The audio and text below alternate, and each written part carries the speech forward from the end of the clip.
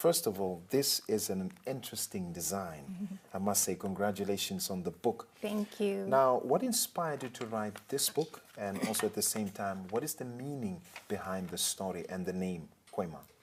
All right. So Kwema Wears Big Shoes is a sequel to Kwema and the Mysterious Tree.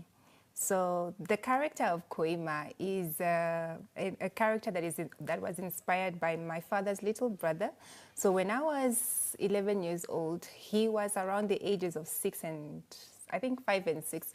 So he was quite precarious, very inquisitive, very mature. You know, he knew things about agriculture life, and he would always advise us at home that, you know, the cow is about to deliver in the following week. And so he was so smart, he was so mature for his age. And so I went back in the archives of my life and I drew his file and I created this character of Kwema Wears Big Shoes. Now, most people, when they read a title from a book, you know, or some people, you know, conclude a book by reading the title. Those who are lovers of that, what can they expect from this book? Okay, this book is for people who have lost that curiosity about life. It's for people who had once big dreams and the circumstances of life just made them forget about those dreams or leave them on the sideways or the byways of life, you know. So this book is really just a motivation and an encouragement to go back, revisit those dreams that you had and pick them up again and wear those big shoes that you wanted to wear when you were a little child. Maybe take us through the mental part, the emotional part of writing this book. How was it for you? All right, so for me, writing really is exciting. I think it's innately for me. It doesn't really take a lot of effort for me to write. It comes naturally because I write everywhere. I write in the kitchen while I'm cooking. I write while I'm with my kids. I get inspiration, I quickly write. But really, life's journey has always inspires me to write. I study people a lot, and I think I'm a good listener. I listen, and I observe my surrounding. I observe life. So I observe people, and that inspires me to write. And I've seen really in Namibia that people have dreams. They have big dreams, but they just don't know how to go about it. And I think that this is such a timely and a seasoned book for this moment. You speak about dreams, you speak about ideas, you speak about things that inspire people. Who was this book, you know, more? Who are the audience that you'd like, you know, to target through your book? Mostly the youth, mostly the teenagers. I think they still have that spark, they still have that drive. They still want to achieve, and they just need someone to push them. They need someone to encourage them, whether the voice of a teacher, a parent, you know, a mentor. Today on social media, there's all sorts of voices and mentors out there, and some are not really good.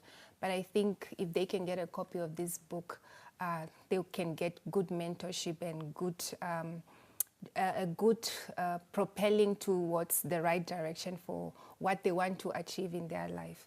Teenagers are very enthusiastic and zealous about achieving their dreams, but somehow they get discouraged by what they see, and I think this book will ignite that again.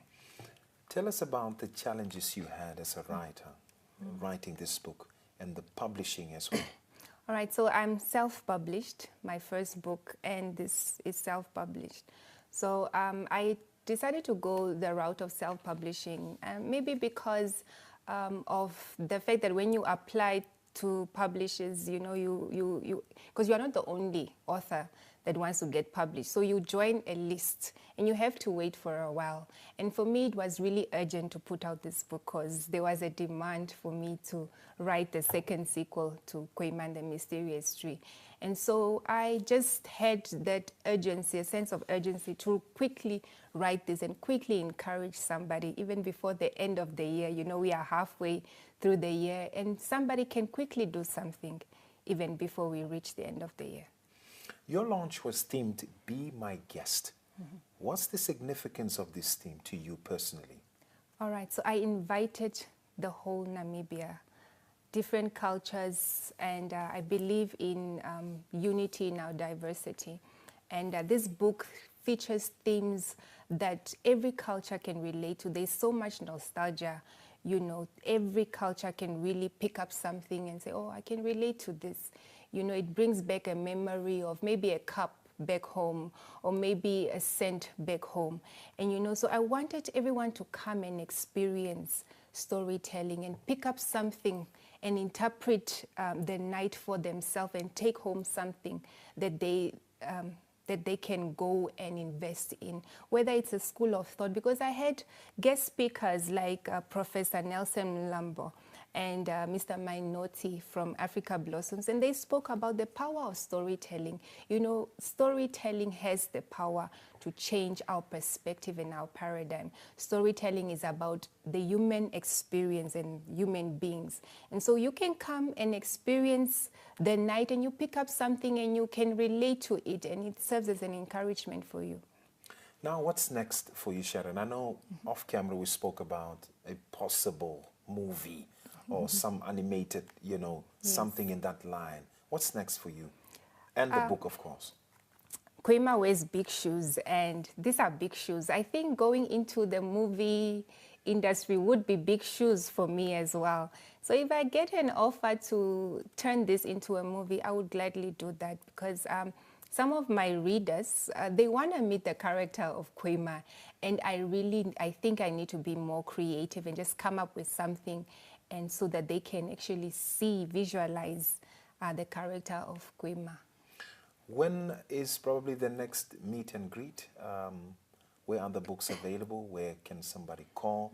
Please give also the contact details, if there are any, your social media handles, so that the viewers can get in touch with you. So right now I'm actually working on my anthology, which is a collection of poetry and prose, because I'm also a poet, right? So I can be found on Edward Sharon on Facebook, and then on Instagram, Sharon the Poet.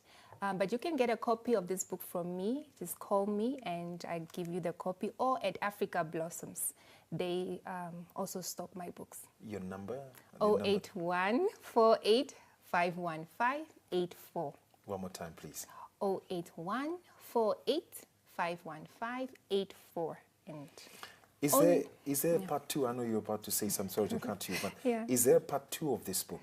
It looks like this book can go on, and I haven't thought about it, but I'll see. I'll see how, where I can actually take this character, how far I can take this character.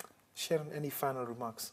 Yes, I want to leave us with the words by Ralph, the writer Ralph Marston. He says, "Dare to dream big dreams, for those are the dreams that have the power to push your whole world further."